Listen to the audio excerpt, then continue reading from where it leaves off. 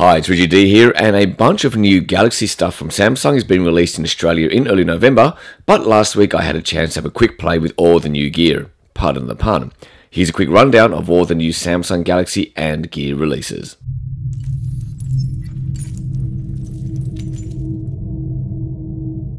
First up is the Note 4. Now, its main specs are a 5.7-inch screen with a Quad HD resolution, which means 2560 by 1440 pixels. As you can probably see on this video, the pixels are indistinguishable.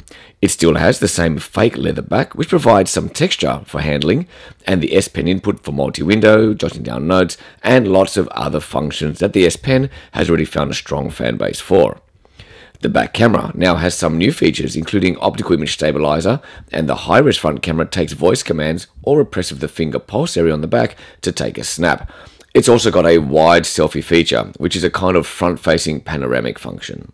The frame has been firmed up by an actual aluminium wrap that moves away from the plastic feel and does make it feel more rigid and sturdy. Next up is the Galaxy Note Edge, which is pretty much identical to the Note 4 in specs, except for the very conspicuous curved edge on the right-hand side, which falls all the way down the side of the smartphone.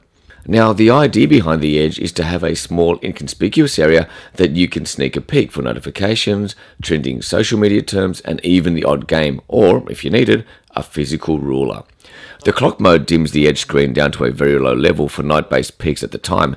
You can use the Edge portion to open other apps as well, but its main use is really for notifications, such as missed calls and other messages.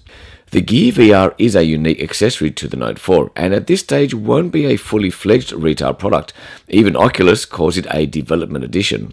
It's an impressive virtual reality experience with no wires to restrain movement. In fact, it's best to sit in a fully rotatable seat. There is currently a good mix of passive and active content, but the one that I really liked was the cinema room, where the light from the virtual cinema screen bounced off the seats around me. Even as a development platform, this clearly has legs. Lastly, I was shown the Gear S, which can run independently with its own SIM card, but because of the way the telcos run their networks here, it's still very much a companion device to link up to your existing Galaxy smartphone. And it also has independent Wi-Fi connectivity.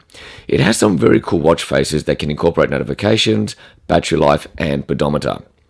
As you can see, it has a rather large screen, which may be oversized for some wrists, but one of the benefits is the screen can provide more information for functions like navigation, and it also has its own GPS for that very purpose. The best way I can describe it is a merging of the Gear Fit and Gear 2, and it also retains the heart rate monitor of those watches. We're looking forward to having a proper hands-on on all of these units as we get closer to the Australian launch. In the meantime, let us know which one you're interested in, if any, and what functions you'd like me to try out when we get these into the room. Hope you enjoyed this, and until next time.